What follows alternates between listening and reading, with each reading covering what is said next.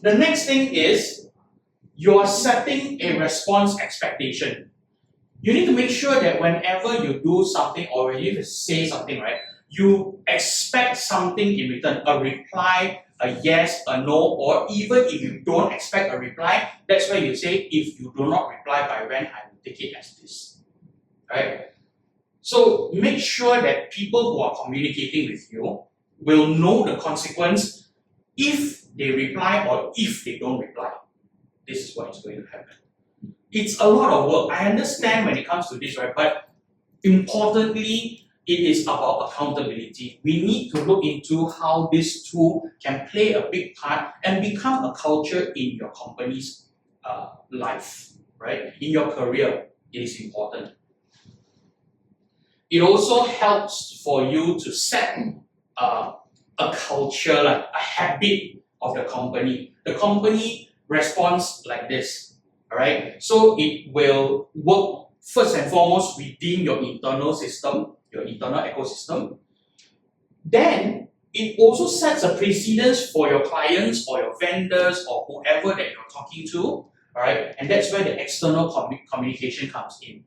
What For example, right? In most cases, we say we do not want you to. What do you call this? We do not want you to respond after a certain time, 7 p.m. Okay, and then your customer or your supplier comes to you and responds to you 8 p.m. That's fine. Let them respond.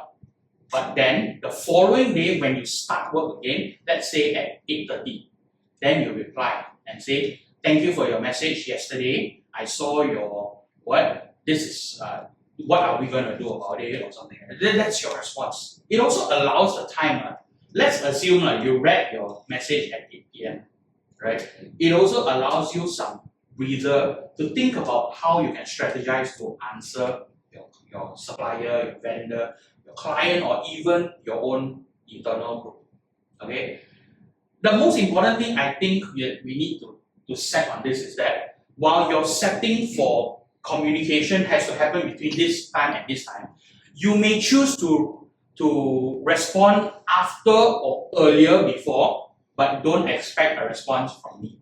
Okay, this is called drawing a boundary when it comes to this. It is a protective communication practice whereby not only your superiors are protected, yourself and even the lower executives, right, who are just joined the company, they must get used to this because you must let them know that having this practice on it's not to make it difficult for your life. It is to make sure everyone understands each other. If we rephrase it and frame it from a different perspective, right, suddenly everything becomes clear and then you will understand why this is done for the betterment of the company practices in that sense. Alright.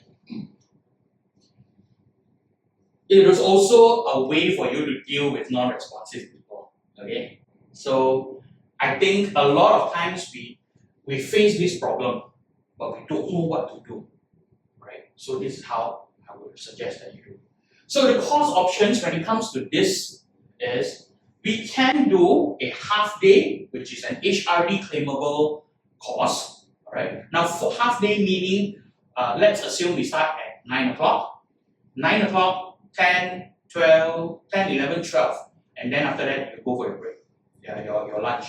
So this half day claimable ones, which is ideal for top management because we understand that in top management, C-suites and also the directors, finding their time is one of the hardest things to do. But it still requires for them to make sure that they understand and when they engage you, they need to understand first. When they understand and they can commit to it, because communication in this case is actually a discipline.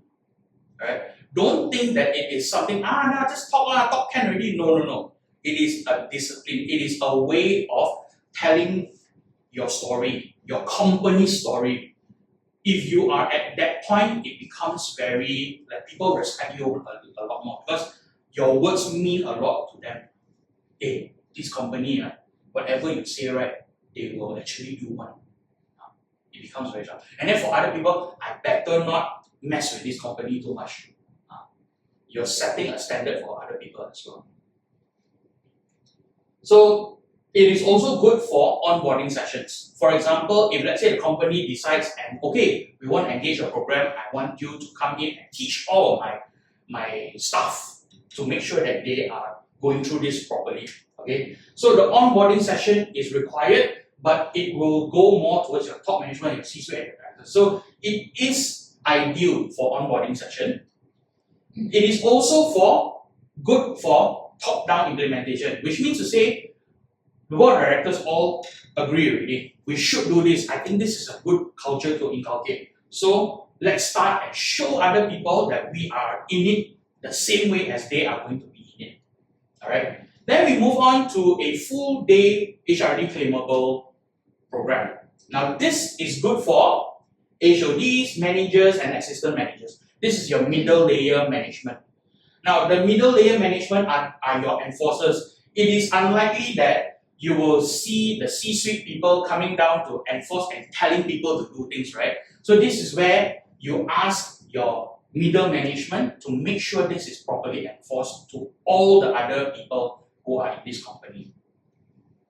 Then we move on to making sure that, whatever they set, right, they must agree. So in this case, we are asking the input of HODs, the managers, and the assistant managers to come up with ideas on how you want this SOP to be done, how this communication SOP should be implemented. We want to hear, because every company will be different, correct? Every company, the way they run, the way their turnover time has to be different. What if, let's say, for example, it is of emergency? Now, to some people, right, I used to come from a solar industry. The solar industry, emergency means that 3 days, you need to fix it. But 3 days is already too long. Some industry needs to be immediate. The moment the emergency come up, drop everything and go. So this is where your SOP forming must come in. And it is good for departmental procedures. So all the HODs are there. They work together with their managers and their assistant managers.